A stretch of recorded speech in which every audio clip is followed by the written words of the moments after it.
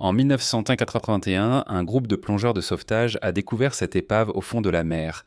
Ils n'avaient aucune idée qu'ils étaient sur le point de changer l'histoire. Dans les profondeurs de son ventre métallique, ce sous-marin cachait un secret que tout le monde avait tenté d'enterrer. Un secret qui pourrait changer ce que nous savons de la Seconde Guerre mondiale. Un secret que le gouvernement a rapidement caché au public. J'ai vérifié certaines de mes sources sur les épaves connues et il n'y a aucune épave connue à cette position exacte. Mais au prix de nombreuses vies humaines, cette révélation en valait-elle vraiment la peine ? Voici l'histoire du U-869, une relique oubliée de la guerre de Hitler qui a échappé à toute explication. Il y a ces secrets nazis. Personne ne peut être sûr de ce qu'il y a là-dessous. Leur rêve était de développer cette bombe qui pourrait réellement dévaster et détruire Londres. Le principe. La construction du U-869 a été ordonnée le 25 août 1941 sous le commandement du capitaine-lieutenant Helmut Neuberg. À ce moment-là, Neuberg n'avait certainement aucune idée que ce sous-marin deviendrait sa tombe en seulement quelques années. Après 3 ans de construction, le U-869 était prêt pour le service actif. C'était une bête de 250 pièces de long, une machine de guerre avec 6 tubes lance-torpilles et un seul canon de 37 mm à tir rapide dans son jardin d'hiver à l'arrière. Ce n'était certainement pas quelque chose qu'un cuirassé voudrait affronter. Le U-869 était un tueur silencieux mais mortel en mer. Mais avant de pouvoir mener à bien toute mission, le sous-marin et son équipage ont dû passer une année à s'entraîner pour la guerre. La plupart de l'équipage du U-869 était composé de jeunes recrues, avec seulement quelques combattants vétérans à bord. Gardez cela à l'esprit, car cela sera important plus tard. Le premier voyage. Enfin, en 1984, le U-869 était prêt pour sa première mission. L'ordre est arrivé.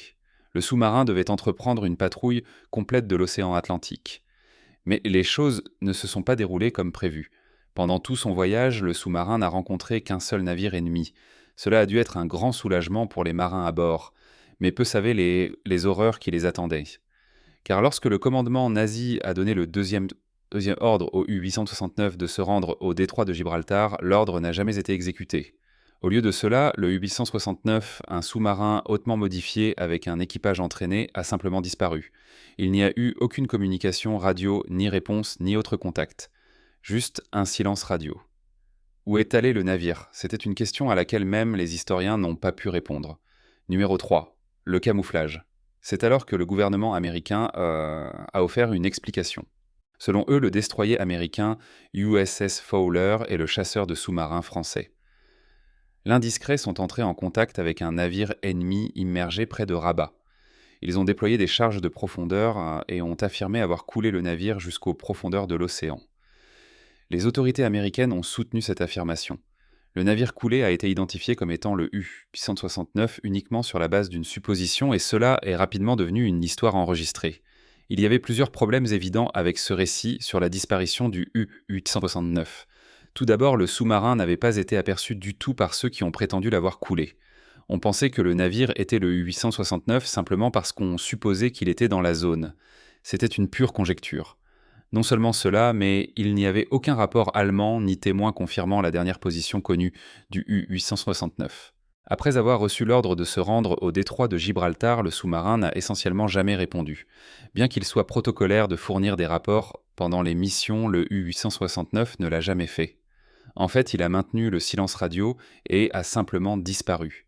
Les PFT avaient été déformés pour s'adapter à une narration. Une narration qui donnait à la marine américaine une victoire de plus, et à l'Allemagne nazie désormais en décomposition une autre défaite. Mais la fausse narration est restée sans preuve solide pour la contredire. La douleur des familles des 56 membres d'équipage qui avaient disparu avec le U-869. Ils n'avaient aucune idée du destin de leurs proches. Il n'y avait rien pour les commémorer, ni reste ni corps, juste une plaque et un monument. Peu savaient qu'il faudrait des décennies avant que la vérité sur le véritable destin du U-869 et de son équipage ne soit révélée. Et ce qui a été révélé laisse encore les experts perplexes. La rencontre improbable. La première indication de la découverte imminente ne s'est pas produite dans le détroit de Gibraltar, mais de l'autre côté de l'océan Atlantique Nord. L'année est 1991 et Bill Nagel, le légendaire plongeur d'épave, était assis dans une auberge en parlant avec le capitaine d'un bateau de pêche charter lorsque le capitaine du bateau de pêche a fait une offre tentante.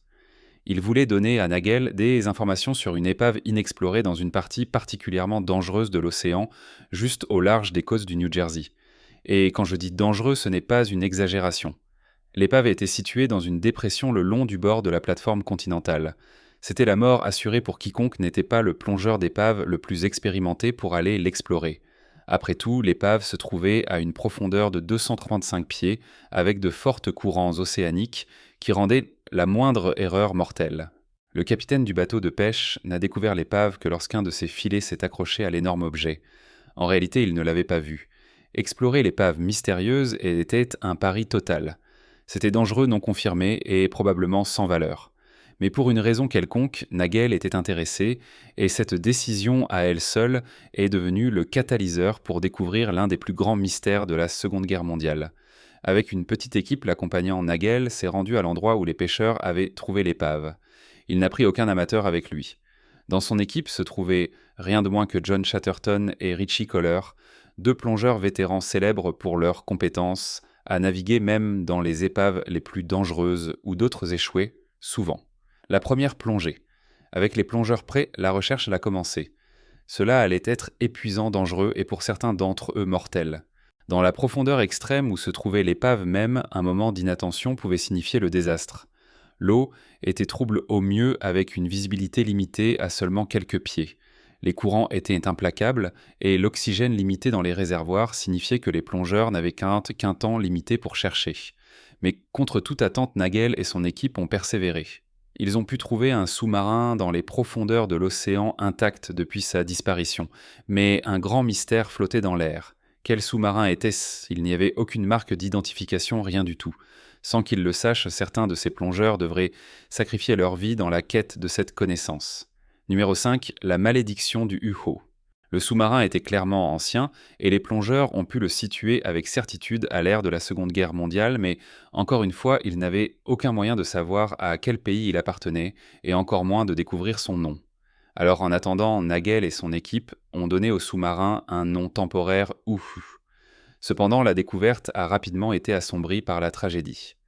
Vous voyez, après la découverte du UHU, Nagel et son équipe ont continué à plonger pour explorer l'intérieur. Ils voulaient en savoir plus sur ce navire mystérieux, mais les conditions de plongée extrêmes signifiaient cependant que tôt ou tard, quelqu'un allait se blesser, et je ne parle pas d'une égratignure ou deux.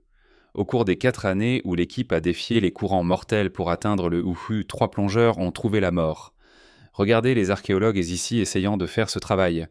Ce que nous essayons de faire, c'est d'identifier l'épave. Il n'y a pas de trésor. Il n'y a pas de butin. Le premier était Steve Fellman, qui est mort d'une accumulation de dioxyde de carbone en 1991. Il leur a fallu 5 mois pour retrouver son corps. L'année suivante, Chris Roos et son fils Chrissy ont connu un destin similaire à cause de la maladie de décompression. Chrissy était resté coincé dans l'épave à cause de débris tombés. Son père est resté pour aider son fils, mais dans le processus, tous deux avaient utilisé trop d'oxygène. En montant, le manque d'oxygène a désorienté le père et le fils, ce qui les a amenés à ignorer les protocoles de décompression et à remonter à la surface sans s'arrêter. Tous deux sont morts peu après avoir émergé. L'épave prenait rapidement des vies. Bientôt, une rumeur a commencé à circuler parmi les plongeurs. Le UHO était maudit.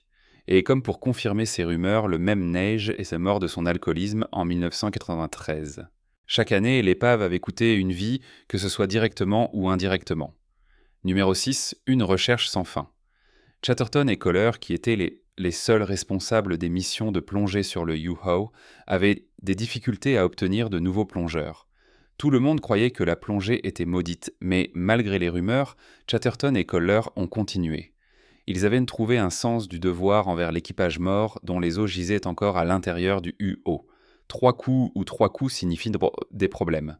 Les plongeurs avaient adopté 2 règles à suivre à chaque plongée. Ils ne filmaient aucun des restes des marins dont les corps décomposés étaient encore intacts à l'intérieur du sous-marin, ni ne dérangeaient les restes de quelque manière que ce soit. Les 2 voulaient donner à ces valeureux soldats un nom, une identité. Mais ce n'était pas une tâche facile. Le progrès était lent. La première piste sur l'origine du UUU provenait des inscriptions sur les commandes et les vannes. L'écriture était allemande, donc il était raisonnable de penser que le sous-marin était également d'origine allemande. Basé sur l'emplacement, il y avait 2 navires dont l'épave pourrait être celle-ci. le U-550 qui a coulé quelque part près de New York ou le U-521 qui a coulé près de la Caroline du Nord. Mais les deux ont coulé un peu trop loin du site de l'épave pour être considérés comme une identité viable. La recherche avait atteint une impasse. Un nouvel espoir. Puis en 1997, le duo a découvert une autre pièce du puzzle. C'était un couteau à beurre avec une gravure. Pas un logo d'entreprise imprimé, mais une taille faite à la main. C'était le nom de l'un des membres de l'équipage, Orenberg. Après avoir vérifié les dossiers, le duo a su que Orenberg était le nom de famille de l'un des membres de l'équipage du U-869. Mais le U-869 ne s'est-il pas coulé près du Maroc ? Selon les archives, le sous-marin n'aurait pas pu être là où se trouvait l'épave pendant la guerre. 100 tonnes de cordite explosant, c'est énorme. Cela fendrait d'un navire en deux. Cela a fendu l'Invincible en deux. Sans se rendre compte que le rapport était basé sur des fondements instables, les plongeurs ont également abandonné cette théorie. L'avancée. Ce n'est qu'au début de l'automne 1997 que les plongeurs ont fait leur plus grande découverte. Lors d'une des missions d'exploration, ils ont trouvé une boîte de pièces de rechange dans la salle des machines du sous-marin, et là, dans la boîte clairement visible, il y avait un numéro de série. Le mystère de Youfu était-il enfin résolu ? Le numéro de série a été retracé jusqu'aux archives du chantier naval qui correspondait directement au U-869. Les plongeurs civils avaient réussi. Après des décennies, la fausse histoire imposée au U-869 et à son équipage a été clarifiée. Grâce à la dévotion au sacrifice et à la mort, l'identité de ces soldats perdus en mer a été révélée. Mais pour Köhler, l'histoire n'était pas encore terminée. Nous sommes à 20 000 de la côte hollandaise. Par là se trouve l'Angleterre et par là se trouvent les Pays-Bas. J'ai essayé de trouver 3 croiseurs et de découvrir ce qui leur était arrivé. Il est allé en Allemagne en personne et a remis le couteau gravé de Orenberg à la petite fille du marin. Il a également retrouvé les familles d'autres membres de l'équipage pour leur montrer le véritable destin de leurs proches. La grande question. L'un des mystères du U-869 avait été résolu, mais immédiatement une autre question est apparue. Comment le sous-marin a-t-il coulé si près du New Jersey alors qu'on lui avait ordonné d'aller à Gibraltar jusqu'à aujourd'hui ? Personne ne connaît la réponse à cette question. Voyons ce qu'il reste ici. C'est la trappe avant sur laquelle ton père a demandé. Ce que cela me dit, c'est si la trappe est ouverte. La théorie principale est que le navire n'a jamais reçu les ordres en premier lieu. Il doit y avoir eu une sorte d'erreur de communication et le navire n'a jamais suivi l'ordre. Il avait continué sa mission vers le New Jersey jusqu'à ce qu'il coule. Cependant, une découverte récente dans l'un des compartiments du U-869 a remis en question cette théorie. Mais avant de vous en parler, il y a un mystère de plus que nous devons aborder. Et ce mystère est comment le U-869, qui était de tous les moyens l'un des sous-marins les plus avancés de son époque, a coulé dans l'obscurité. Les dommages. Selon les plongeurs qui ont trouvé l'épave, le sous-marin avait subi des dommages graves. Et ce n'était pas que de la rouille et de la détérioration. Le côté bâbord de la salle de contrôle du sous-marin était plus ou moins éventré, et c'était l'une des raisons pour lesquelles l'identification de l'épave a pris autant de temps. Plusieurs des documents qui auraient pu aider à identifier le navire ont été détruits dans l'explosion qui a détruit la salle de contrôle. De plus, la coque du côté bâbord des cabines des officiers avait subi des dommages. On suppose que le U-869 a été touché par 2 explosions, et la destruction a été rapide et soudaine. Les corps de l'équipage n'étaient pas près des capsules de sauvetage. Leur mort a été soudaine, inattendue et douloureuse. Ils sont morts là où ils ont été avec à peine le temps de réagir. Qu'est-ce qui a pu causer une telle destruction ? Il n'y a pas d'explication solide ni de preuves concrètes. Ce que nous avons, ce sont des théories qui pourraient expliquer le naufrage du U-869. Numéro 9, un tournant malheureux. La première théorie concerne un problème courant avec les torpilles des sous-marins de la Seconde Guerre mondiale. Vous voyez parfois les sous-marins tirer un missile. Et en raison d'une défaillance ou d'un mauvais fonctionnement du gyroscope, la torpille faisait des tours et s'accrochait au sous-marin qui l'avait tiré. Le résultat, comme vous pouvez l'imaginer, était désastreux avec le sous-marin coulant à cause de sa propre torpille. Ce phénomène était appelé course circulaire et selon certains experts, le U-869 a été victime du même problème. Mais pourquoi le sous-marin a-t-il tiré une torpille en premier lieu ? Il y a 2 réponses. Soit le U-869 a tiré sur un navire que l'équipage avait aperçu, soit c'était un tir d'essai. Quoi qu'il en soit, la torpille a fait demi-tour et a frappé le sous-marin. Cela semble être une explication assez raisonnable. Cependant, il y a plusieurs problèmes avec cette théorie. Le numéro 1 est qu'il n'y a aucun enregistrement d'un navire ayant été témoin d'une telle explosion. Deuxièmement, la course circulaire était un problème connu avec les torpilles allemandes. L'équipage du U-869 était certes inexpérimenté, mais ils étaient également hautement entraînés. Ils auraient su que la meilleure contre-mesure dans une telle situation était tout simplement de changer la profondeur du sous-marin pour éviter un impact. Sûrement l'équipage n'aurait pas été victime d'une telle chose. Le hérisson consiste en environ 30 petites bombes. Chaque petite bombe pèse environ 30 livres. 30 livres contre la coque d'un sous-marin sont mortels. Marié et tué. C'est pourquoi les experts ont développé une deuxième théorie. Cette version attribue le crédit du naufrage du U-86-9 à deux escorteurs de destroyers américains, le USS Howard D. Crowe et le US Coiner. Selon les rapports, les deux navires ont rencontré ce qu'ils croyaient être un sous-marin allemand au large des côtes du New Jersey. 14 minutes après le contact, l'un des navires a tiré des Hedgehogs, un type de missile anti-sous-marin, sur la cible. Ils m'ont contacté et ont demandé de l'aide. Nous avons quitté le convoi et sommes allés les aider. Nous avons lancé des charges de profondeur et tout ça. L'autre navire s'est joint à l'attaque, lançant des charges de profondeur. Avec chaque explosion des bulles et de l'huile remontait à la surface de signes d'un impact. Après être restés et avoir attaqué pendant un certain temps, les destroyers ont continué pour escorter le navire qu'ils escortaient.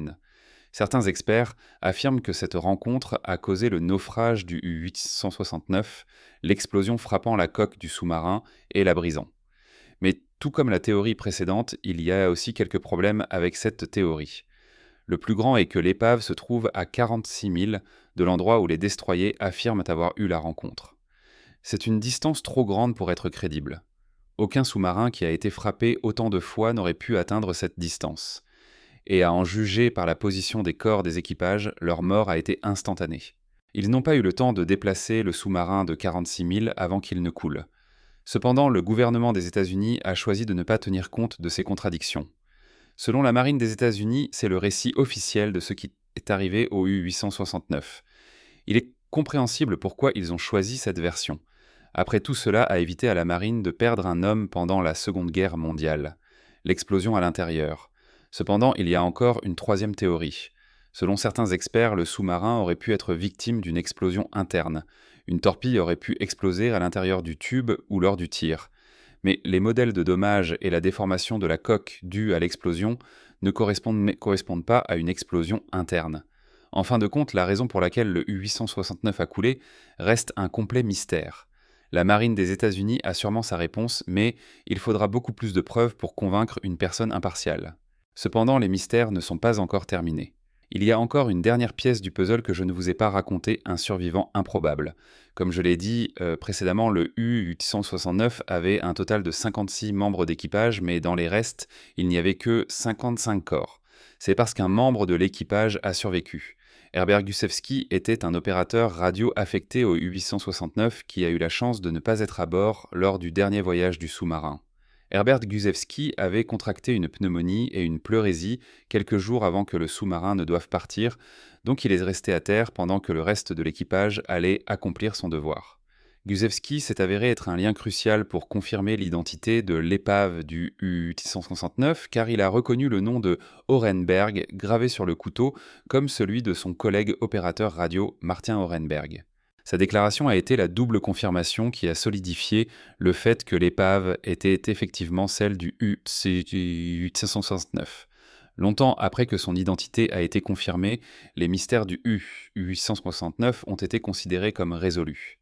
Mais récemment, il y a eu une nouvelle découverte. La chambre scellée.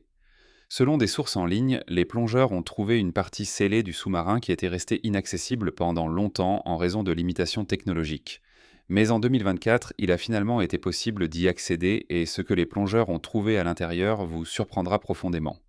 À l'intérieur du compartiment, tout était complètement préservé, comme si le temps s'était arrêté.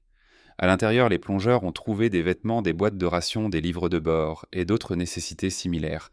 Mais il y avait autre chose qui a immédiatement attiré l'attention des plongeurs. C'était un poignard cérémoniel avec une devise d'une des unités d'élite des unités allemandes gravée dessus. À côté se trouvait une boîte scellée contenant un uniforme de gala de la Kriegsmarine avec le brassard de la croix gammée et l'insigne de l'aigle de fer. Selon les archives de guerre, il ne devrait pas y avoir de sous-marin à 100 000 dans aucune direction. Et c'est alors que le mystère a été résolu.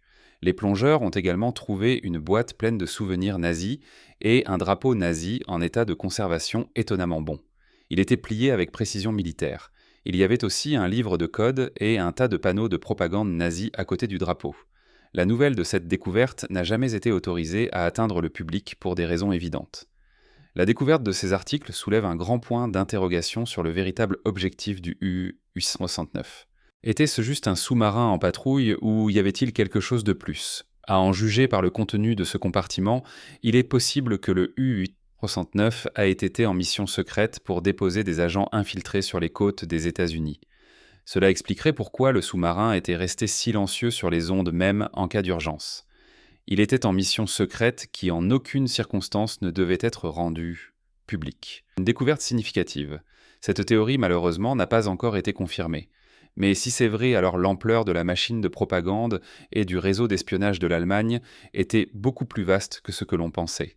Non seulement cela, mais il y a d'autres préoccupations associées à la découverte d'un sous-marin allemand si près des côtes américaines. L'épave montre que les sous-marins allemands s'immergeaient largement le long des côtes américaines pour couler tout navire transportant des fournitures de guerre vers l'Europe.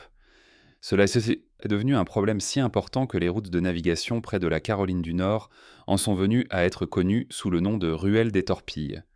La présence du U-69 montre qu'encore à la fin de la guerre, les sous-marins allemands restaient une terreur dans ces eaux.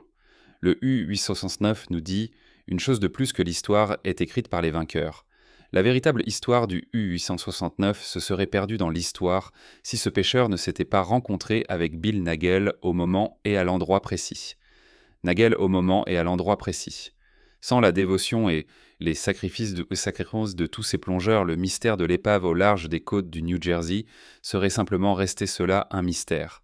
Qui sait combien d'autres navires et sous-marins comme le U-869 restent encore non découverts dans le monde, avec leur disparition étant faussement rapportée pour justifier les pertes d'un pays ou d'un autre pendant les guerres mondiales. Sur cela, nous avons terminé pour aujourd'hui. Que pensez-vous que le U-869 se soit réellement coulé? Faites-moi savoir vos théories dans les commentaires ci-dessous, j'aimerais toutes les lire. Et pendant que vous le faites, assurez-vous d'aimer la vidéo, de la partager et de vous abonner à la chaîne. À la prochaine, au revoir et restez curieux.